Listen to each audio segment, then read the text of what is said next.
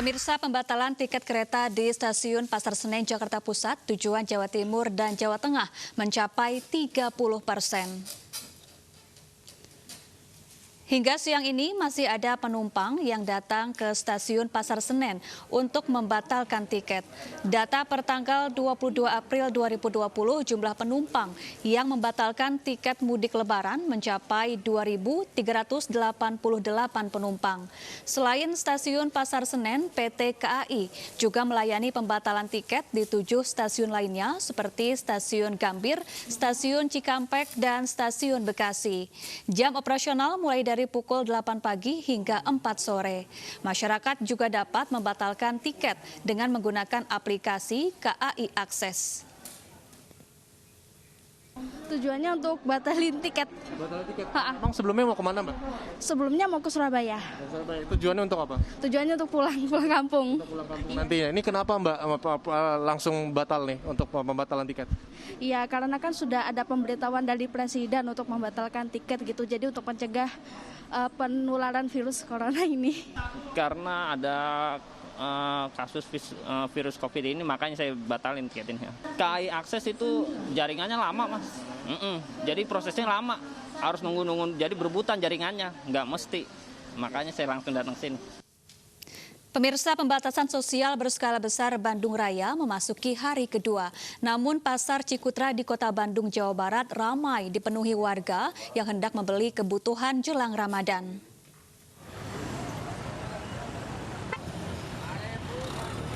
Aktivitas jual beli masih ramai di Pasar Cikutra pada hari kedua pembatasan sosial berskala besar di Kota Bandung, Jawa Barat.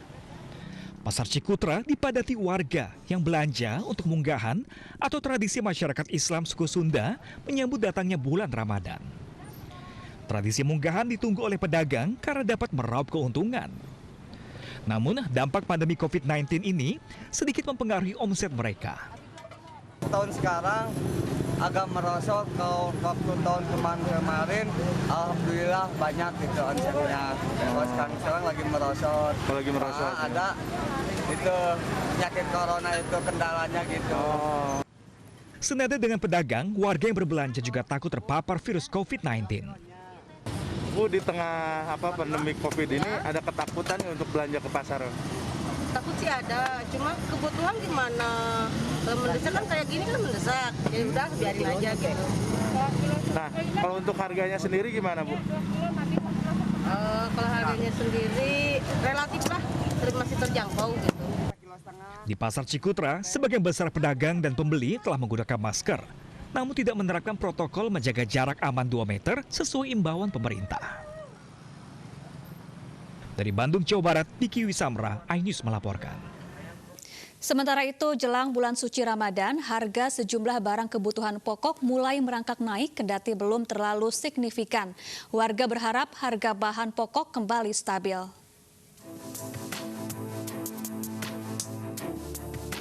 Harga sejumlah barang kebutuhan pokok mulai merangkak naik beberapa hari jelang bulan suci Ramadan. Kendati belum terlalu signifikan, namun kenaikan tersebut mulai dikeluhkan oleh para pembeli. Berdasarkan pantauan di Pasar Tebet, Jakarta Selatan, kebutuhan pokok seperti bawang merah, bawang putih, dan telur sudah mengalami kenaikan jauh hari atau pada saat penerapan PSBB diberlakukan. Kenaikannya sih sedikit ya, karena memang udah naik dari awal-awal kemarin. Jadi nggak terlalu banyak, cuman kalau harga telur iya ya kayaknya naiknya agak tinggi, itu aja sih. Kebutuhan pokok lainnya seperti daging juga mengalami kenaikan yang cukup signifikan dan diperkirakan harganya akan semakin meningkat jelang Hari Raya Idul Fitri. Kenaikan harga daging ini juga dikeluhkan penjual karena berdampak turunnya jumlah pembeli. Malah mungkin turun, mungkin kurang yang belanjanya. Karena daging itu naik gitu kan. Gitu ya, Pak ya. Harapan Bapak sendiri seperti apa sih, Pak? Ya pengennya sih diturunin lagi dah, jangan sampai naik gitu kan. Stabil aja gitu, jadi yang belanja itu banyak. Ketersediaan bahan pokok serta stabilnya harga di pasar sangat diharapkan warga, terutama saat bulan Ramadan. Dari Jakarta, Chandra Irawan, Syahrul Romadoni, dan Eri Nugraha, iNews melaporkan. Pemirsa, penentuan awal Ramadan tidak bisa dilepaskan dengan aktivitas ruqyat. Ruqyat adalah aktivitas mengamati visibilitas hilal atau penampakan bulan sabit untuk pertama kali setelah terjadinya ijtimak atau konjungsi. Hasil pengamatan tersebut nantinya dijadikan dasar dalam sidang isbat menentukan awal bulan Ramadan.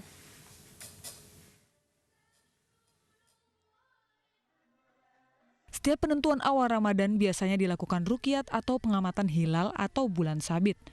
Pengamatan tersebut bisa dilakukan dengan mata telanjang atau menggunakan alat bantu optik seperti teleskop.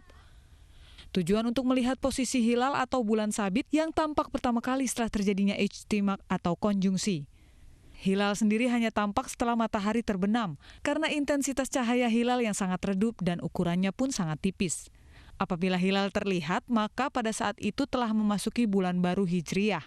Namun apabila hilal tidak terlihat, maka awal bulan akan ditetapkan mulai malam hari berikutnya.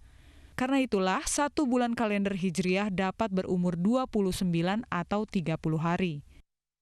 Kementerian Agama sore nanti akan menggelar sidang isbat untuk menetapkan 1 Ramadan 1441 Hijriyah.